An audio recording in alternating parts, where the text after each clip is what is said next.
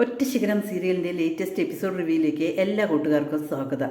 അമ്പിളി ഇങ്ങനെ nail polish ഇട്ടുകൊണ്ടിരിക്കും കേട്ടോ. അത് കണ്ടുകൊണ്ടാണ് മീനാക്ഷി അങ്ങോട്ട് പോയിട്ട് അമ്പിളിയോട് ചോദിക്കുന്നത്, അമ്പിളി ചേച്ചി ഇനി അങ്ങോട്ട് പോകുന്നില്ലേ, തീരുമാനത്തിന് ഒരു മാറ്റവും ഇല്ലേ എന്ന് ചോദിക്കണം. ഇല്ല, ഒരു മാറ്റമില്ല തീരുമാനത്തിന്, ഞാനിനി പോകുന്നില്ല അങ്ങോട്ടേക്ക് എന്നിങ്ങനെ പറയണം കേട്ടോ. അപ്പോൾ രണ്ട് കുഞ്ഞുങ്ങളില്ലേ അമ്പിളി ചേച്ചി എന്ന് ചോദിക്കണം. കുഞ്ഞുങ്ങളോ? അതിനെന്താ, കുഞ്ഞുങ്ങളെ അവർ നോക്കട്ടെ, അമ്മയ്ക്ക് മാത്രമല്ല ബാധകം, അച്ഛനും നോക്കാം കുഞ്ഞുങ്ങളെ, അച്ഛനും നോക്കട്ടെ എന്നിങ്ങനെ പറയണം കേട്ടോ.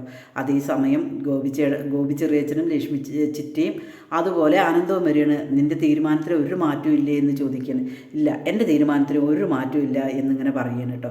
അത് കേൾക്കുമ്പോൾ അനന്തം ഇങ്ങനെ പറയും, നീ ഒന്നുകൂടെ ആലോചിക്കുക എന്നിങ്ങനെ പറയുമ്പോൾ, അല്ലെങ്കിൽ എനിക്കറിയാടാ, നിനക്ക് എപ്പോഴും എന്നെ പറ്റില്ലല്ലോ, ഞാൻ വന്നു കഴിഞ്ഞാൽ നിനക്ക് എന്നെ പറ്റില്ല, നിനക്ക് എൻ്റെ ബുദ്ധിമുട്ടും വിഷമങ്ങളും ഒന്നും അറിയുന്നില്ലല്ലോ എന്നിങ്ങനെ പറയണം കേട്ടോ.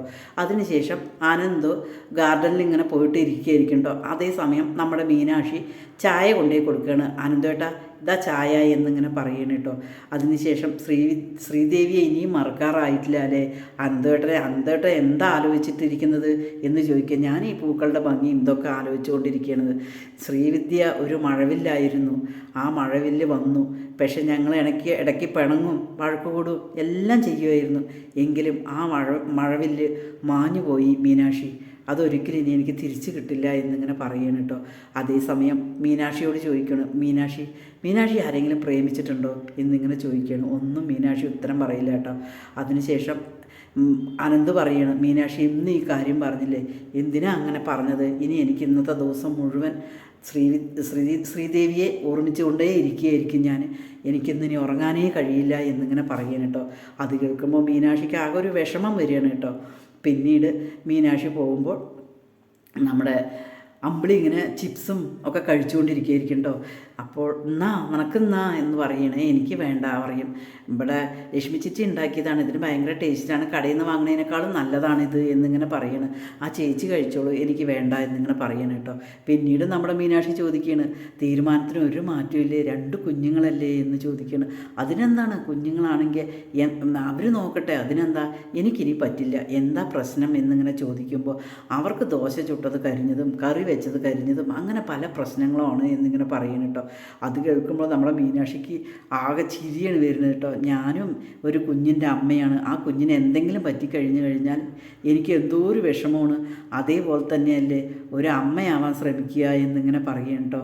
അത്രേ ഞാൻ ചേച്ചിയോട് പറയുന്നുള്ളൂ, ചേച്ചി ഒന്ന് ആലോചിച്ചിട്ട് തീരുമാനിച്ചാൽ മതി എന്ന് മീനാക്ഷി ഇങ്ങനെ പറയണം കേട്ടോ. അതിനുശേഷം മീനാക്ഷിയെ പുറത്തേക്ക് പോവുകയാണ്.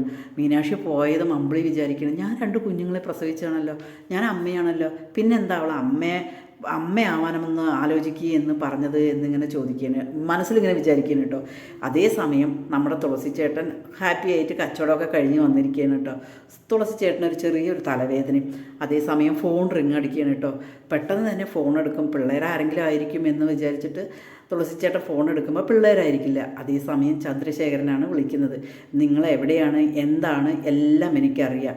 എന്ത് നിങ്ങൾക്കറിയാം, നമ്മൾ തമ്മിലൊരു ഉടമ്പടിയുണ്ട്, ആ ഉടമ്പടി നിങ്ങൾക്കറിയില്ലേ ചോദിക്കും. ഒരു ഉടമ്പടിയും ഒന്നുമില്ല, നിങ്ങളെ ഏറ്റുമാനൂർ പോയതും ഗോപി ചെറിയച്ഛൻ്റെ അടുത്തേക്കും അതുപോലെ ലക്ഷ്മി ചിറ്റയുടെ അടുത്തും അവിടെ നിങ്ങളുടെ മോളെ കൊണ്ട് താമസിച്ചതും കുഞ്ഞിനെ താമസിച്ചതും എല്ലാം എനിക്കറിയാം. പക്ഷേ മോശമല്ലേ, അവർ സാധാരണക്കാരല്ലേ, അവരുടെ അടുത്തേക്ക് പോലീസും ഇതൊക്കെ പോകുമ്പോൾ അതൊരു പ്രശ്നമല്ലേ എന്നിങ്ങനെ ചോദിക്കണം കേട്ടോ. അത് കേട്ടതും തുളസി ചേട്ടനാകെ എന്ത് ചെയ്യണമെന്നറിയുന്നു. നീ ഇത്തിരി ഫോണ് വെക്കി, പക്ഷേ എനിക്ക് മീനാക്ഷിയെ വേണ്ട, ഞങ്ങളുടെ ഒരു കുഞ്ഞുണ്ട്, ആ കുഞ്ഞിനെ ഞങ്ങൾക്ക് എന്തായാലും കിട്ടിയേ തീരൂ, ആ കുഞ്ഞിനെ ഞാൻ വാങ്ങിക്കുകയും ചെയ്യും എന്നിങ്ങനെ പറയണം കേട്ടോ.